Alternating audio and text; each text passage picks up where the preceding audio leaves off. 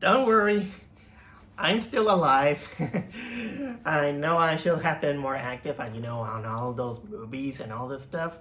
But, well, I am still, good enough to go and try to see the Disney's latest failure, which is known as Moana 2.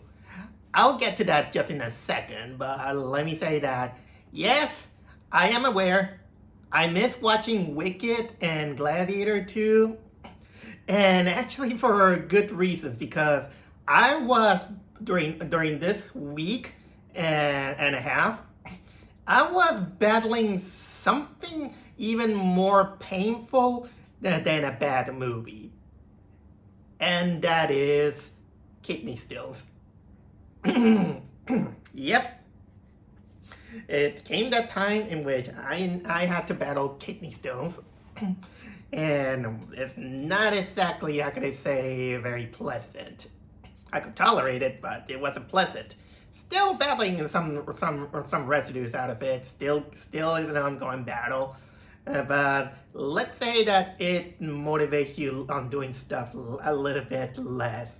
And although me, I wasn't exactly kind of like 100% keen on watching with urgent measures the both Wicked or Gladiator 2, but I've been hearing things. I've been hearing good things about Wicked. Although maybe I could watch it, but you know what? I think it was a little bit of a blessing in disguise that I didn't watch it immediately, because for one, I've been hearing that there's annoying people that are singing.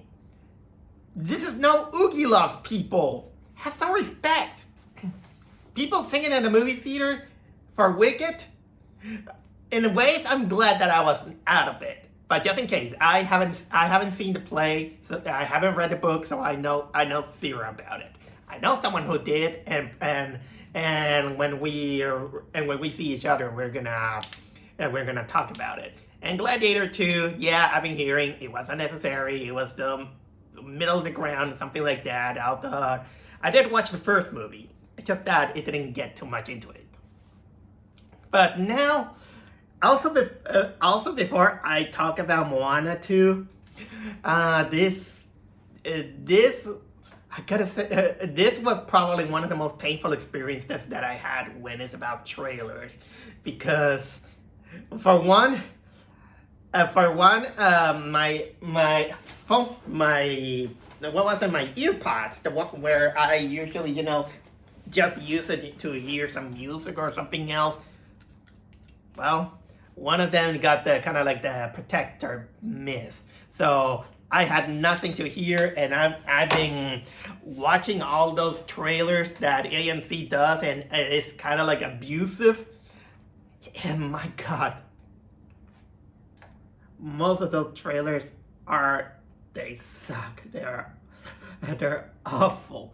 There was one that looks decent, although in a Hallmarky thing, but you know what? I'll get to that.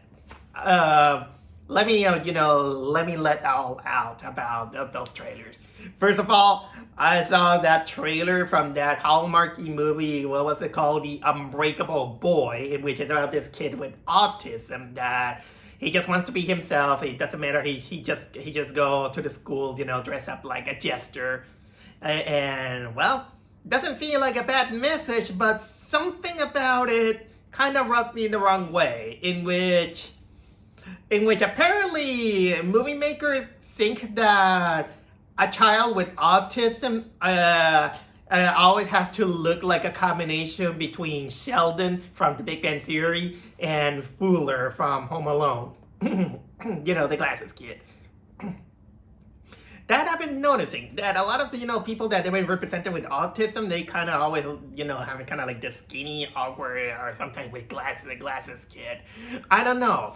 Probably this is something got stuck after I saw that awful movie called The Darkness. What else? What others I saw? Okay, there was I saw Duckman, and that one looks actually decent in a way. I had to shut my eyes and my ears when they passed the Minecraft one, because if you know me, I don't care for Minecraft. But what I do care, but I don't want to care, is that we got this awful human being called Jack Black in it, and I got that people still revere him as a god. He's probably Jack Black is probably the closest thing of overrating as much as Dwayne Johnson. I'll say. I'll get to Dwayne Johnson. 2 movies with Dwayne Johnson in a row. Imagine that. And then, Sonic 3.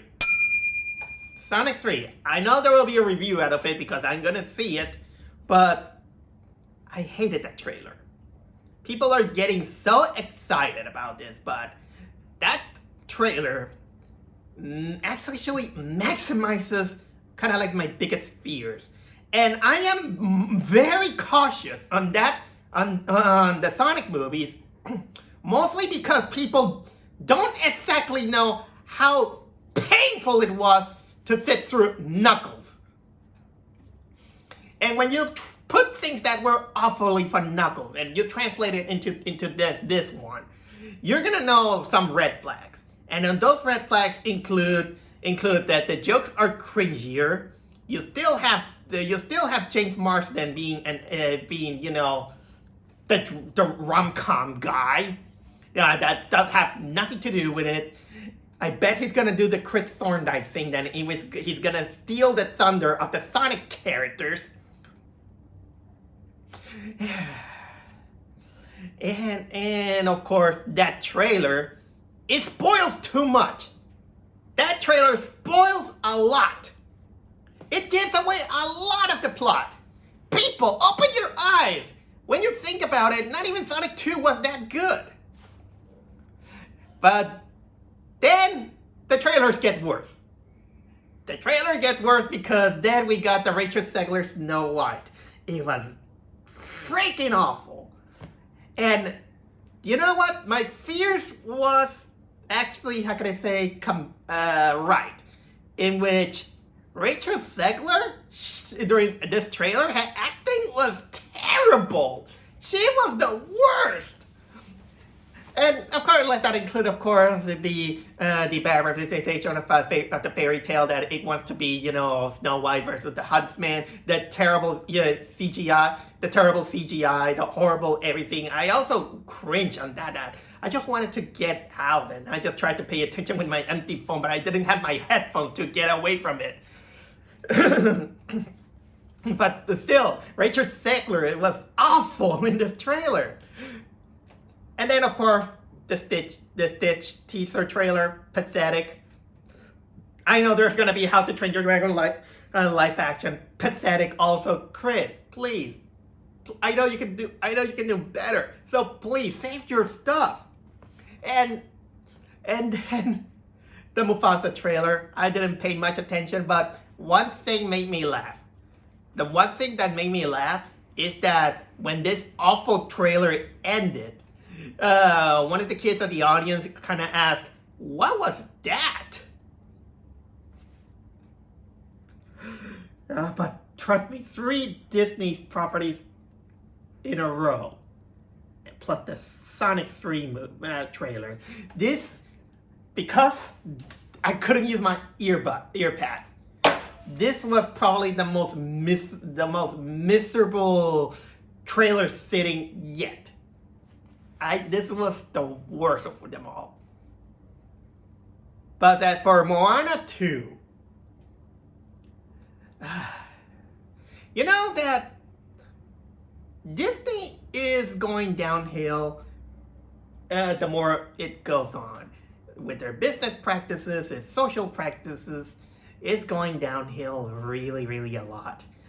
And you can tell that Disney is not improving its quality on their movies when it's about animation, especially. Because it's still kind of like the same, and sometimes they decide to go more into sequels, in which I'm not against sequels like many people, but sequels actually always have the challenge that they have to, it motivates a little bit more. and give some and not stay, kind of like in the same wavelength. Okay, but other than that, I was very indifferent because unlike many people that they really have this love to Moana, I'm indifferent. Ever since I first saw this movie, I thought it was just okay. It wasn't kind of like great. There's some aspect that I didn't like the movie, and to the point that I forgot it. I thought that the main character was pretty bland and boring, and she's probably the worst waterbender that I could ever imagine, because she had the power to to control the water, the sea. But apparently the sea is kind of like a character in itself, but that aspect was never used. And honestly, I thought the songs were pretty forgettable, except the one that people keep singing, but I don't think that it was that good. And Maui as Dwayne Johnson, he was kind of like just okay. Entertaining, yeah, but it was just okay. I didn't like the resolution of the ending, that it just basically renegated to talk no jutsu, in which it just tried to talk it out, and on that for a movie it felt for me kind of like anticlimactic. But it still has its moments, I'll say, and I might have watched it again to probably change my mind, but it wasn't kind of like something that it came into urgency. But there is one thing about Moana that really glued to my head, and that is that during my family and we were having through kind of like a big phase during that moment. During that moment, my grandmother was really sick at that moment, and then I watched Moana, and it was a big coincidence that Moana had also a little bit of granny issues, not in a bad manner, just in case. I'm just saying that granny issue because the grandmother is kind of like involved into it. It kind of like a spiritual, something like that. So it kind of reminded me, of course, of my grandmother in a way, kind of coincidentally. And then just exactly 1 week after the movie, my grandmother passed away.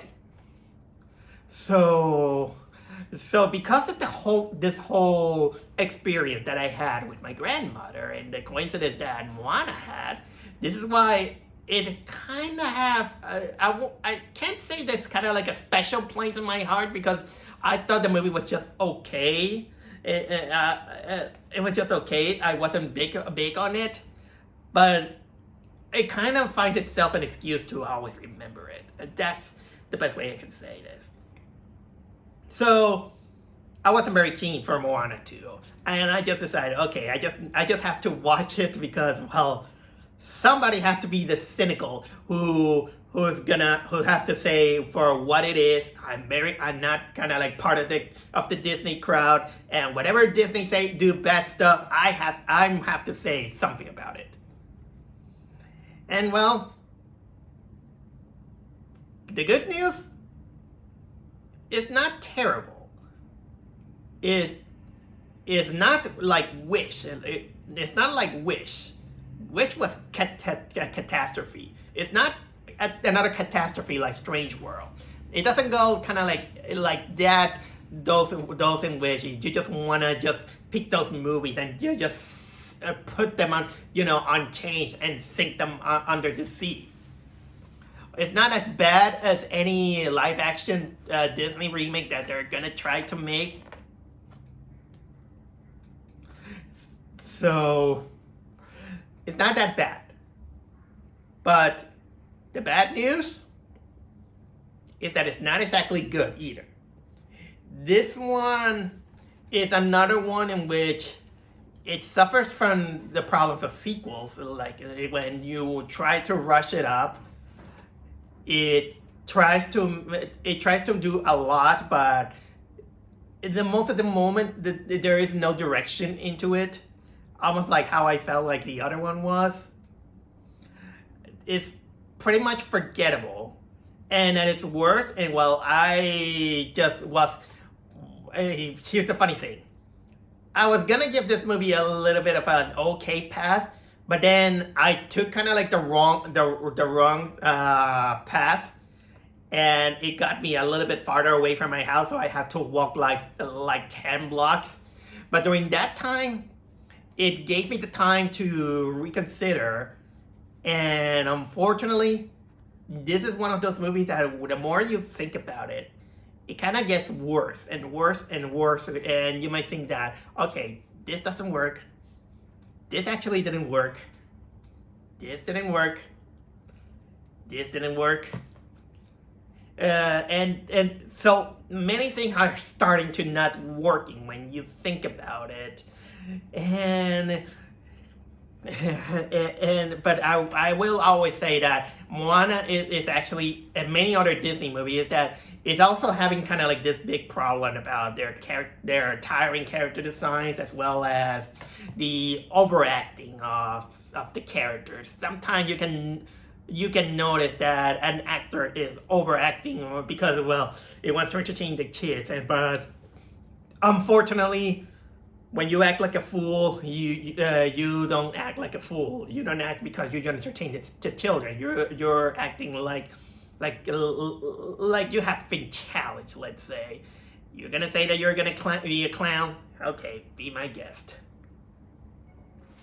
Okay, I've been talking too much about this my pre-thoughts about Moana 2, and I think it is a good time to talk about, the movie itself and why I think that this movie wasn't as good as it is, because, man, that it gets worse when I think about it. So, Moana, of course, takes place a few days, I don't know, from the first movie. Moana kind of becomes a celebrity on her island. People adore her because, of course, she's the daughter of the chief. Maui is also somewhere else. They think of course, she is the legend because she appeased kind of like this goddess, and well, now she's gonna have kind of like her own upgrade, because she's now going to write a passage to become something else. That is when she receives kind of like this omen from her ancestors, in which they say that she must follow it, so she could break a curse from an island that separates the people from other people. Something like that, I'll say. I'm just trying my best. And so basically, she has to embark into another journey in order to follow what their ancestors are telling her, to go to an island. Basically finding kind of like that. How can I say? Proof that there are other people. There's this island that apparently is kind of separated because of a god. And when she goes there, she breaks the curse, and then people will kind of get together or something like that. So she brings along a crew, and now she had to find Maui, of course, the demigod. But of course, that's technically the whole enchilada about it. And the more, it sounds as epic as it is, but the more I think about it, this is a movie in which the stakes, it feels kind of like low, because it's more kind of like a journey, and it kind of reminds me of that really awful Latin American movie called The Dolphin. It's a pretty bad CGI Peruvian movie that when I thought about it, this is that Dolphin movie. If you're curious, let me warn you, that movie was god awful. The Dolphin CGI movie, it was really shoddily that it had no direction. It kind of feels like, for example, in the middle, saying that, okay, now what is the dolphin? The dolphin is about following his dreams. And why is the dolphin's dream? He just wants to go to the tides and then swim over there. Just swimming on big waves. That is very low stakes. And for some reason, I began to compare the motivation of that dolphin to Moana. because honestly, I think there is one thing that motivates a lot of people, to make kind of like a big enticing journey sometimes, and that is necessity. If if they could kind of make us believe that let's say that they are they're going that the village is going hungry, or something kind of like it makes someone sick or something like that, that will make the whole journey a little bit, how can I say, more intriguing. It gives us kind of like a reason to get there. So so honestly, the whole thing, that, because honestly, when the more I think about it, this is the problem that I had with Moana 2, is that I didn't get it.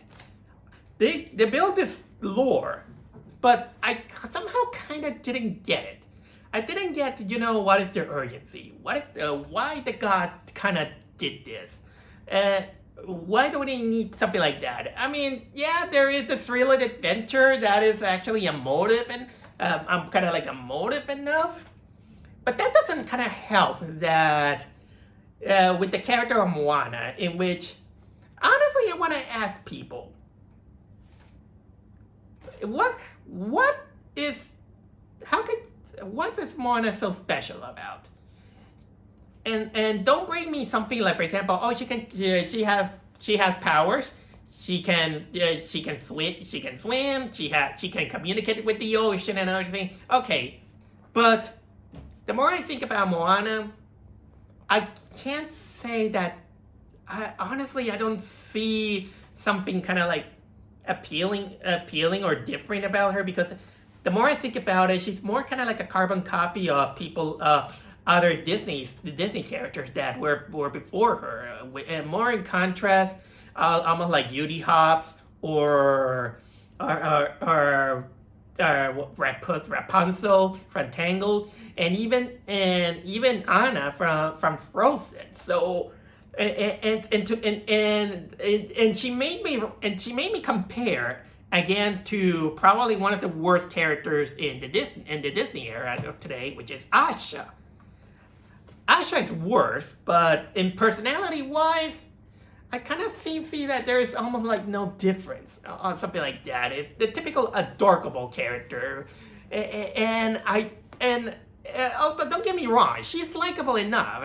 She's likable enough, but there is something on my nitpicky side that kind of makes me think that she's kind of like, personality-wise, she's kind of like no different than the others that I found something like better in a way. So so in a way, I don't know. There's something about her that doesn't click me enough. I don't hate her. I just kind of like don't resonate too much. And okay, maybe you can find one. And now that I think about it, she cared for her little sister, her family. I did like her relationship with the grandmother in the last movie. Now that I think about it, I think that was kind of like a good one. Then let's go, of course, with Maui, who was basically used kind of like the supporting comic relief Dwayne Johnson guy. Yes, it's Dwayne Johnson. Two movies in a row with Dwayne Johnson. Also, this one is probably better than Red One. Also, did you know that Dwayne Johnson? People been telling me that actually that we should avoid Dwayne Johnson because now he's been known for pissing on bottles. Well, he doesn't do much about here. He's just kind of like the same. He just is kind of like the same guy, but not gonna lie, it's entertaining. Yeah, although there are some moments in which you just kind of say, oh my god, stop talking, but then he kind of grows into you. He grows into you. So there's not much that they change about this guy. But then, of course, we got, the crew. Let me, of course, that they brought it back, of course. The pig that I already don't know what it is, and, of course, the chicken. The chicken is, I think, is kind of like the best character in the last movie, and also is the best character in this movie, because that chicken is hilarious. But I don't know why the pig. The pig, especially in this movie, it felt kind of like pointless. Okay, maybe it's because apparently in Disney princess rules say that you must have one or two cute animals so they can respond to you. So, but not necessarily. It's been proven. Although that pig, I don't know why the pig was there. Uh, that pig felt useless. The chicken, on the other hand, is hilarious. So honestly, yeah, that chicken is actually the best part of the movie. And of course, we get a little bit more of the crew. I don't remember if these characters were in the last movie, but Moana's adventure this time, she decides to recruit three of her friends. One of them is kind of like this girl she's kind of like this eccentric artist who loves to carve fish, who loves to carve. Well, not exactly an artist. She's a carpenter. She's an eccentric carpenter. There's a guy who is actually the artist who actually loves to paint tapestry and have kind of like this creepy obsession with Maui. But don't worry, it's not as creepy as Kamala from Miss Marvel because, well, considering Disney, maybe yes. Maybe a little bit, yes.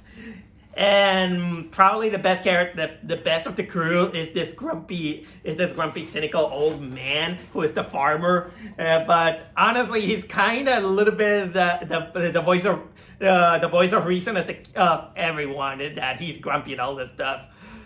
But you know what? In terms of how useful these characters are, unfortunately, they are treated as much as the forgettable crew from Lightyear. I remember that Lightyear, the crew was one of the worst aspects of that movie. This one, well, not as much. The crew is just kind of like just there, just there. Of course that later they get joined by this, how can I say, this tribe.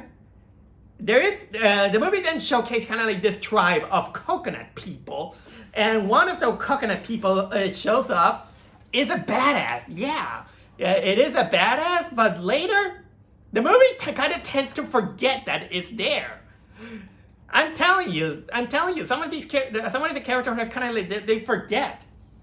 Oh, and also, this movie wanted to set kind of like a villain, but it doesn't want to make up what villain it is. First of all, we get kind of like this mysterious woman that captures Maui, thinking that she's kind of like the villain. But apparently, after that, they dropped that shtick, and they finally found out that she's in league with Moana, and she just kind of just there to say that, hey, I am on your side. Hey, I'm on your side. So, and this kind of leaves that this movie also has the goal to be have a cliffhanger for a third movie in which the real villain is the god himself, in which it showcased at the end at the mid credits sequence where he apparently shows up almost like he's Thanos, and he's like, they wrote my plan, so I'm gonna be the next villain over there, and you didn't help them. If I'm spoiling this, I don't care. but yeah, okay. Again, I am not gonna be one of those guys, but I always have to address it. I am sick and tired of saying that the animation is good. Obviously, it's Disney. What do you expect? There are people that work their asses on it. But you know what? Like, looking pretty and having good animation is not always the kind of like a good to forgive a movie. You can have kind of like the most beautiful animation there is, but still the movie's gonna be garbage. I mean, obviously, I think someone should scrap that thing unless there's something that it kind of gets out of the norm. Because let me tell you, the Wild Robot is better animated than this. Because let me tell you that Moana 2, it still kind of falls that it keeps the same style, the same movements, the same character design, the same aesthetic as every other Disney animation movie. They all look the same. They all have the kind of like the character in it. And you know what? Don't bring me up saying that. What about anime? Look, I can't even complain about anime when they don't look good. For example, the overappreciated Fire Emblem. I don't like Fire Emblem because I see the character designs and it's kind of so bland, and I see them all the time that it's so boring. It's so boring. Sometimes if you can break the norm to make me forget about it, it's fine. But still, you have to, address with that. So yes, it looks beautiful. It looks bright. It looks colorful. Moana 2 has that. But honestly, it's just what it is. It's just kind of like there. And the pacing is fine. The songs forgettable. I struggle to think which one I forget, but probably one of them might come up because children can get very excited and they probably might sing it here and there. I mean, the songs of the first Moana was also forgettable, but then one of them kind of comes out of their shell, and now people can't stop singing it. I don't remember what the name of the song is, and I don't want to hum it. I'm gonna look a little bit ridiculous. That's it. If I gotta be honest. So no, I'm not gonna exactly do that. Also, I'm gonna go a little bit with some of the technical nitpicks that I do have with the movie. In which, for one, there are some aspects that it kind of makes me raise my eyebrows about some of the character decisions, some of the aesthetic decisions. One of them, I have to make some kind of particular, how can I say, investigation, because remember that I said that Moana is called by her ancestors to go to another, to find a sunken an island and all this stuff in order to, I kind of struggle to say save the world, but she isn't. It's just kind of like exploring new horizons. But the thing is that this movie actually has kind of like this knack of wanting to hit Moana with lightning, because she gets that premonition by being hit by lightning apparently, and then she gets kind of like the omen by saying that, hey, I'm the previous hero that went to the sea and never came back. But you know what? You're gonna get your guidance on the sky. You're gonna see the fire in the sky. And it was nighttime, and then we see, how can I say, a comet in the sky. And personally, I think that was kind of like the slowest moving comet I have ever seen. I don't exactly know how fast a comet is, but I'm aware that they're fast. And then the funny thing is that the music. Then we got this musical number of Moana. She keeps singing, and apparently I was thinking that, Moana, well, you're still singing. There's a comet. There's a comet that is supposed to be your guide. If you don't hurry, that comet will go, and you will miss it. And it's still there, and we still see the musical that they have kind of like the chance, to wait for the next day to prepare to make a conference and still sing, go to the mountain and blow on the Lord of the Flies conch. And when the music ends, it's daylight, and the comet is still there. It is the slowest comet I have ever seen. I'm not an expert, but please, if I'm wrong, let me know. But also, if my science is not correct, comets on daylight, I think they're kind of like hard to see. I know that I am wrong, and I want to be proven wrong. Please tell me. Tell me if I'm wrong. if you debunk me, I'll give you 1 million of applauses for at least acknowledge your science research. Okay, well, I also have kind of, nitpicking about how chaotic the whole thing is because, like I said, the whole movie has almost felt like there's no direction. It just goes along as it goes. When there's kind of like the villain saying that, okay, what was the point of all this? They, another praise is that I do like that there's a monster clam that looks good, but honestly, it goes like, okay, where did this come from? It feels kind of like directionless. And also, I also want to acknowledge that there's sometimes the humor that is pretty hit or miss. Sometimes you get a chuckle out of something. For example, I really like when the old man was on the musical and he's like, "Do we have to sing?" I like that.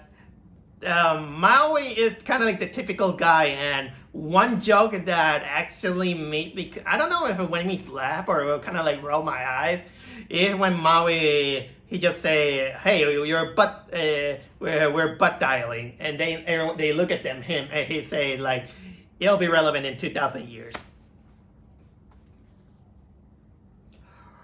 Oh, but here's another bad thing about this movie about why. Oh yeah, I wanted to talk about that. One of the things that make this movie think is that when the characters talk and sometimes they move around like here and there and all this stuff, I think that this is also the kind of like the problem that many people are kind of overlook, that in animation they also have the ability to overacting, and when you overact, you look hammy and you can't take things seriously. You can't take things seriously when you overact, even for the sake of comedy or for animation. Animation it can overact as really people can overact. There is a fine line between acting, underacting, and also overacting. So you have to kind of have that kind of like a middle ground to find a believable balance. But there's something called overacting, in which cartoons can get away, but when Moana has a little bit of kind of like this bland style that it doesn't have room for too much expression, then the overacting doesn't work. You get a little bit too close to reality. That like I always say, when you imitate reality, it's boring. And when you make foolishness out of reality, you don't look, not exactly you're gonna look like like someone likable. You're gonna look yourself like a fool. Which also brings me up that there's kind of like 2 or 3 instances in which Moana doesn't take seriously some serious moment. It was kind of like two moments in which it's always ruined because they always wanted to set a joke or something like that. There's kind of like this big moment in which it feels like they're gonna make something, how can I say, heartfelt. But then the camera pans when Maui transforms into a man shark to say, "Hey, look, I'm still funny."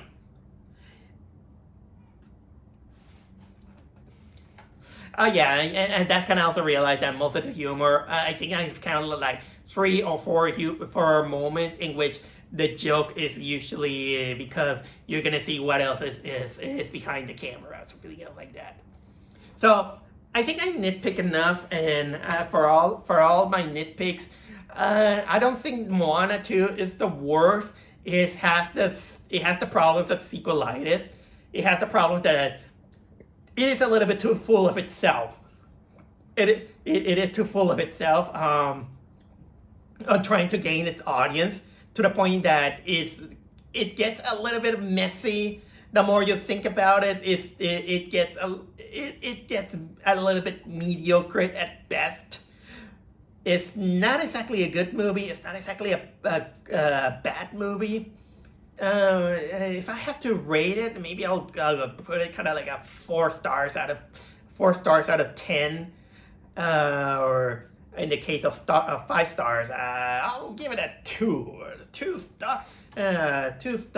And I know that and I know that Disney can do better. I want to believe that, but you know, you kind of destroy your magic with those all those bad practices. So not exactly kind of like a big recommendation out of me.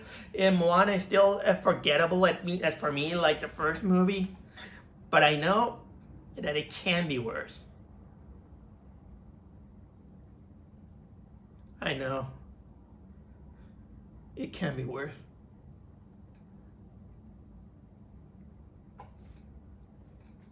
I know. I know Snow White is coming. I know Mufasa is coming. I know. I know that Stitch movie is coming.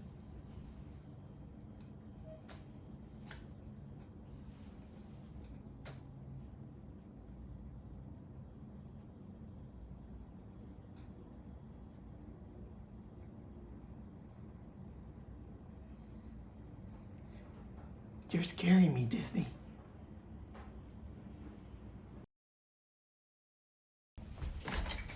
Uh, oh, you know, guys, I normally don't do this during my vlogs unless it's something kind of like an emergency, but I have to say something really